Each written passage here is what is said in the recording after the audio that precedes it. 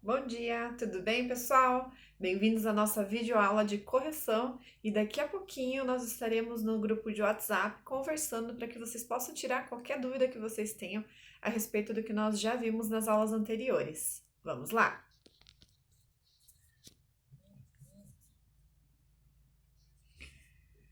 Pessoal, então essa foi a primeira atividade solicitada ontem.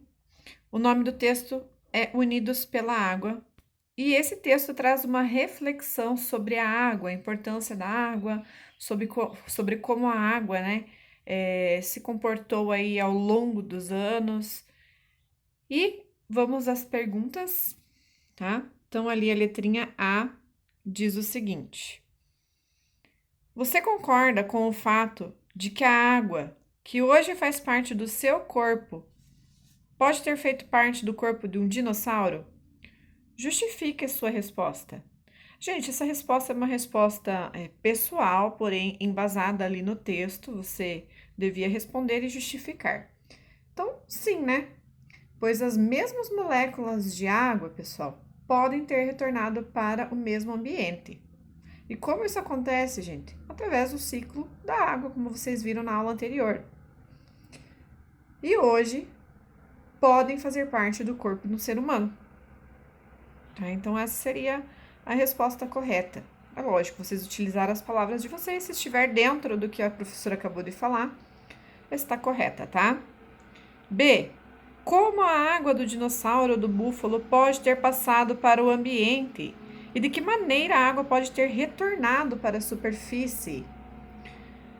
Pessoal, pode ter retornado, né? Aí, pela transpiração, né? Como que a água pode ter passado para o meio ambiente? Pela respiração, pela transpiração, pela urina, pelas fezes.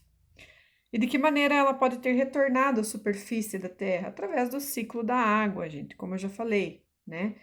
Então, o que que acontece lá? A água evapora, depois vai formando nuvens. Essas nuvens se condensam, depois que as nuvens se condensam, chove, precipita e a água retorna, tá? Vamos ver ali a número 1 da página 49. Deixa eu só tirar o material aqui de cima para que vocês possam ver com nitidez. Então, olha lá. Número 1. As afirmativas a seguir são sobre a água e sua importância. Assinale V para as que são verdadeiras e F para as que são falsas. Depois, converta as falsas em verdadeiras e escreva corrigidas nas linhas abaixo. Letra A, verdadeira. A água auxilia na manutenção do equilíbrio ambiental. Todos os seres vivos precisam de água na mesma quantidade. Falso, né, gente? Vocês já viram que alguns precisam de mais água em relação a outros. Existem organismos adaptados à escassez de água, então essa questão é falsa, tá?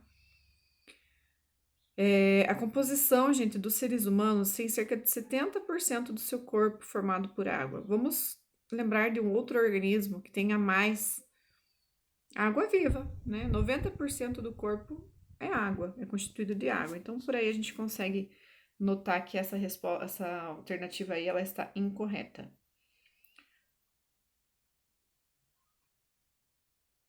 Os seres humanos têm cerca de 20% do seu peso corporal formado por água. Mentira, acabei de falar, né? 70%. As pessoas precisam repor somente a água perdida pelo suor. Não, né?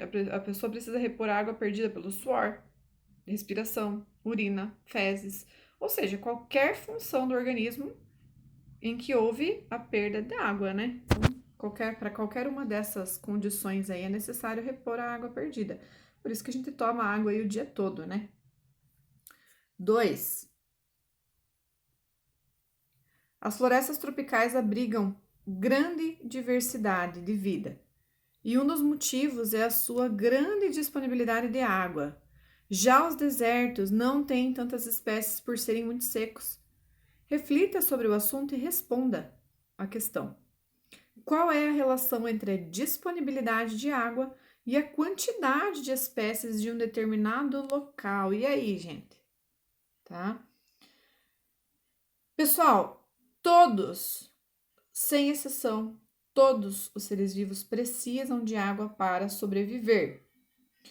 E é óbvio que em locais com maior disponibilidade de água, devem favorecer com certeza um número maior de espécies, né? Já que todos precisam de água. Já os ambientes muito secos, gente, só favorece a sobrevivência de seres que estão adaptados. Lembra que a professora explicou sobre o cacto? O cacto, gente, é um vegetal, né, adaptado a climas secos, muito quentes e muito secos. Então ele tem raízes profundas para poder captar água. Ele reserva a água no seu caule. Ele tem folhas modificadas em espinhos e dessa forma, né, assim evita a desidratação para que ele possa reter mais água por um período maior.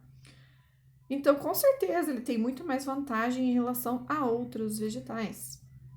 E essas adaptações são bem visíveis, tá, gente? Em locais que são bem úmidos, né, florestas tropicais, a vegetação tem folhas muito largas. Por quê? Porque elas transpiram, né? Elas liberam o excesso de água do corpo, do organismo delas. E as raízes são mais superficiais, né? Então a gente consegue ver bem essas adaptações aí relacionadas ao local, né? 3. Ao viajar por uma estrada, o motorista para em uma bica de água cristalina e mata sua sede. Podemos dizer com certeza de que a água que ele bebeu é potável? Por quê? E aí, pessoal, essa água aí é confiável? Você beberia uma água sem saber a procedência? Não, né, gente? Não podemos consumir essa água. Ela pode estar contaminada por micro-organismos. Esses micro-organismos, que a gente chama de micro-organismos patogênicos, gente, podem causar doenças, tá? E para dizer se uma água ela é realmente potável, é necessário fazer testes laboratoriais, né, para ter confiança. Essa água que chega na torneira de vocês aí, gente, que vem lá da Samai, ela é constantemente testada. Sem contar que por mais que ela tenha vindo, né, de uma fonte aí a princípio limpa, ela recebe uma série de componentes para estar neutralizando, para estar matando eventuais micro-organismos